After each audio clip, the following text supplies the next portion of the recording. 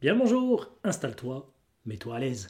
Bienvenue sur la chaîne de Tic, c'est moi. Aujourd'hui est un grand jour, je renforce mon home gym. Il se complète. Il y a quelques mois, nous avions fait le test complet de mon rameur, celui que j'ai revendu, à savoir le Movio Racing Rower Neo. C'était un rameur à résistance électromagnétique.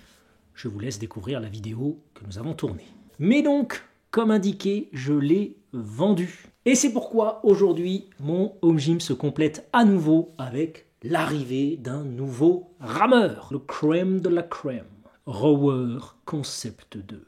Des jambes standards. Il a pas vu mes cuissons, le garçon.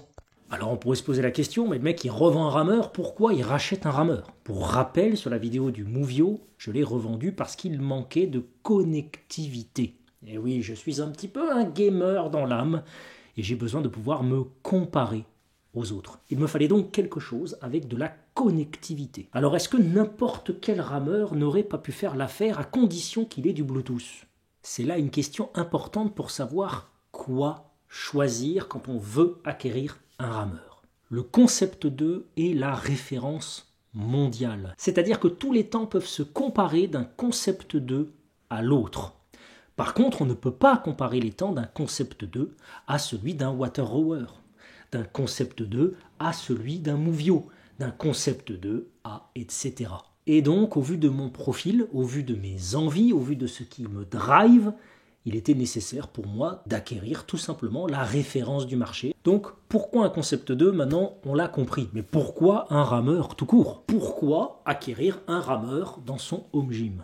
Eh bien, attention, disclaimer, je ne vous conseille pas forcément d'obtenir un rameur. Pourquoi moi j'en prends un? Eh bien ça relève en fait d'un traumatisme d'enfance en quelque sorte. C'est un peu ma Madeleine de Proust. J'ai un rapport sentimental au rameur. Quand j'étais jeune en fait, dans mon salon il y avait un rameur. Alors attention, c'était pas du tout un Concept 2, c'était pas du tout... je crois que c'était un Kettler à l'époque, une marque allemande. Tout pourri hein, d'ailleurs, hein, mais je crois avec des élastiques, enfin un truc vraiment chelou. Mais voilà, ça m'a marqué étant plus jeune et j'ai un rapport, on va dire, sentimental avec les rameurs. Et c'est pourquoi, dans mon home gym personnel, eh bien j'ai envie d'avoir un rameur. Alors, comme je l'ai dit, je ne le conseille pas forcément à n'importe qui, mais alors pourquoi est-ce qu'on conseillerait un rameur? Tout simplement parce qu'un rameur travaille l'ensemble, ou presque, du corps. On dit à peu près 80% du corps sur du conditioning. Alors qu'est-ce que ça veut dire ce truc savant? Tout simplement, c'est sur de l'endurance où on fait travailler presque l'entièreté du corps. Par exemple, un vélo, uniquement les jambes. Donc je conseillerais à n'importe qui un rameur à condition de 1. Avoir suffisamment de place et 2. Avoir l'intention et l'envie de l'utiliser. Parce que comme je l'ai dit, moi c'est vraiment personnel et sentimental, je sais que je vais l'utiliser. Faut-il encore, pour rendre l'achat intéressant, que tu en aies la certitude? Allez, on se lance dans le déballage.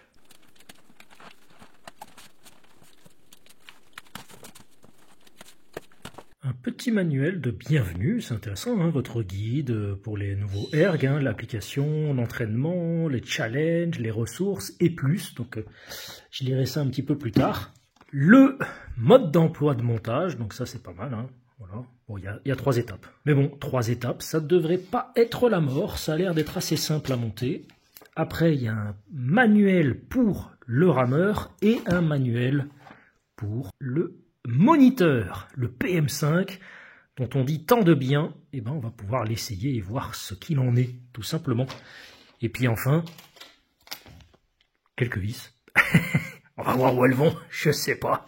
Mais bon, ça devrait pas être bien compliqué, ça doit sans doute être écrit là-dedans, non? Qu'est-ce que ça dit? Les vis vont être utilisées là et là. Bon, ça a l'air bien. Allez, petit tour du proprio. On voit comment c'est stocké. Bon, bah écoute, pas si mal que ça. On voit que là, il y a la poignée qui pendouille un peu, mais bon, ça n'a pas l'air bien dérangeant. Voilà.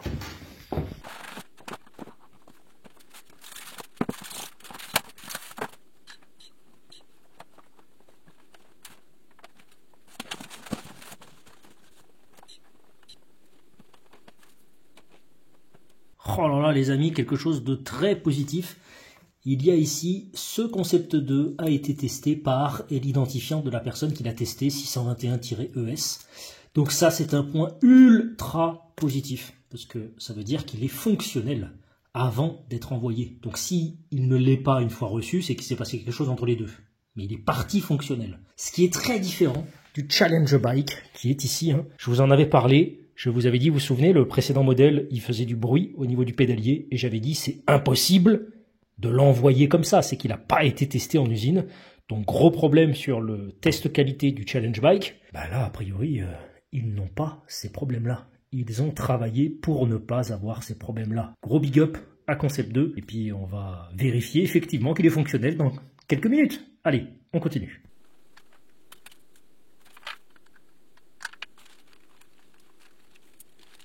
Et voilà à quoi vont nous servir les fameuses petites pièces qui sont là, avec un tournevis fourni. Donc ça, vraiment génial. Et on voit ici, hop, d'un côté, il y en a 4, de l'autre, il n'y en a que 2. Bon bah là, il y en a 4, on ne peut pas se tromper.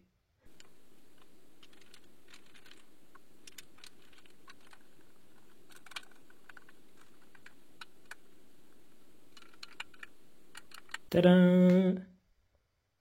Petite astuce. On nous dit ne pas fermer entièrement les vis, en fait, ne pas serrer entièrement les vis tant que toutes les vis ne sont pas en place. Donc allez, c'est ce qu'on fait.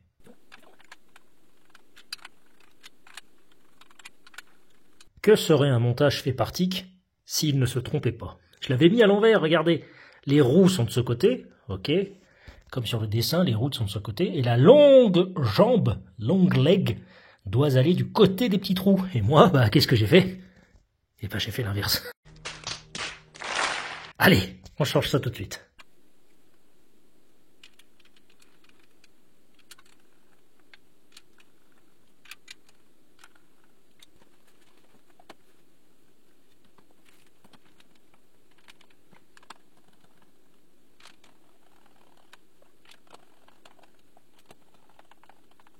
Et voilà, étape 1 et 2 réalisées. Nous y voilà, ça avance tranquillement mais sûrement.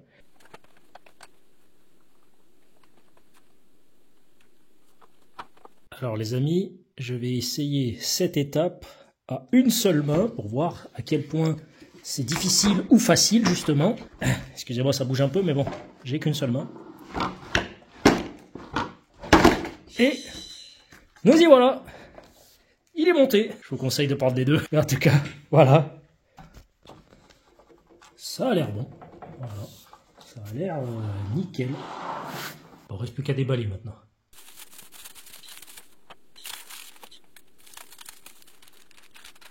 Génial. Alors après avoir fait ce montage, eh bien tout simplement, j'ai un petit conseil, c'est de vraiment bien regarder ces 3 étapes. Il n'y en a que 3, ça ira très simplement. Regardez qu'est-ce qu'il va où, ne pas se tromper comme moi entre les deux côtés des pattes pour le monter sur les roulettes. Et deuxième conseil, c'est de se munir d'un ciseau qui pour moi va vraiment beaucoup aider les choses, pour retirer les cellophanes et puis tout simplement pour ouvrir le carton dans un premier temps pour faire sauter un petit peu tous les scotch. Autre outil, eh bien, le tournevis qui est fourni. Il y a en tout et pour tout 8 vis à mettre, donc vraiment ça ne va pas chercher bien loin. Et pourtant, honnêtement, le tournevis qui est fourni est d'excellente qualité. Ça change de certains modèles, notamment le Challenge Bike ou précédemment le Movio, où en fait l'outil, après avoir monté 3-4 vis, ça commence à se marquer au niveau des pas de vis et ça commence à être de plus en plus compliqué à monter. Alors que là, non. J'ai l'impression vraiment que c'est une excellente qualité alors qu'il n'y a que 8 vis à monter. Ils auraient pu mettre quelque chose d'un petit peu pourri au final.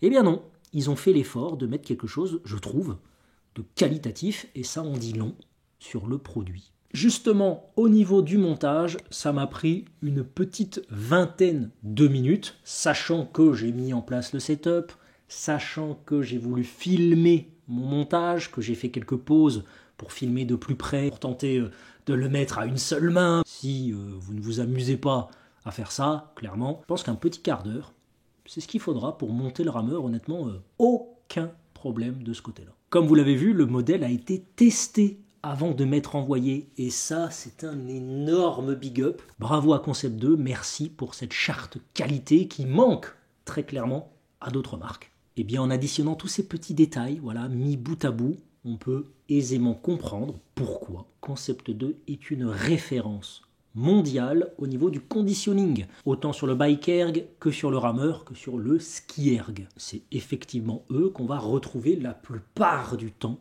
dans les clubs d'aviron ou dans les salles de sport. C'est donc un investissement conséquent, certes, un peu plus de 1 000 €, mais qui, je le pense, vaut le coup sur la durée.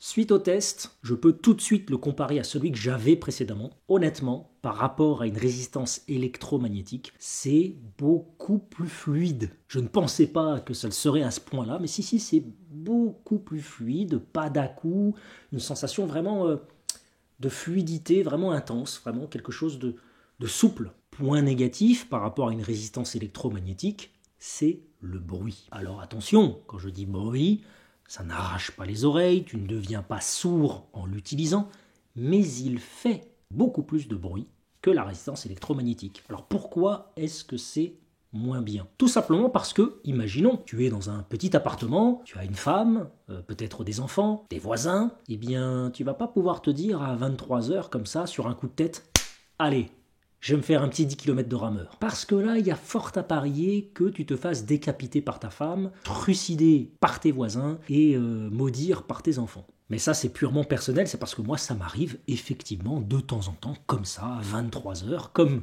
j'ai pu le faire hier, vous pouvez suivre sur Strava pour voir la sortie dont je parle à vélo, où je me suis décidé à 23h30 comme ça de dire « Ah bah tiens, si je me faisais un petit zone 2 pendant 1 heure ». Le challenge bike étant silencieux, vivant dans une maison, j'ai pu me mettre sur mon challenge bike à 23h30 jusqu'à minuit 30 à faire mon vélo sans me faire tuer par ma compagne. Clairement, le rameur, je ne pourrais pas faire ça. Ça fait trop de bruit. Mais alors, est-ce que je préférais quand même pas finalement la résistance électromagnétique? Eh bien, pas du tout. 2 principales raisons. La première, comme je l'ai dit, la fluidité. Et la deuxième, c'est la capacité à me comparer au reste du monde qui n'existait pas sur les autres modèles. Et honnêtement, je préfère sacrifier le workout de minuit que de sacrifier ma capacité à me mesurer à d'autres sur le circuit. Autre point que je vais pouvoir tester dans le futur, bien simplement, il y a une connexion Bluetooth sur le moniteur. L'application ErgData, Kinomap, EXR, et j'en passe et des meilleurs. Si vous connaissez quelques applications intéressantes, n'hésitez pas à les drop en commentaire. Certaines, je pourrais tenter de les essayer et de faire un retour dessus. Te reste-t-il des questions? Y a-t-il un sujet que je n'ai pas abordé, que tu aurais bien aimé voir? Mets-moi ça en commentaire et on se retrouvera bientôt justement pour l'essayer un peu plus en avant sur la chaîne Twitch. Tous les liens sont en description. Je te retrouve bientôt, ici ou ailleurs. Et en attendant, porte-toi bien.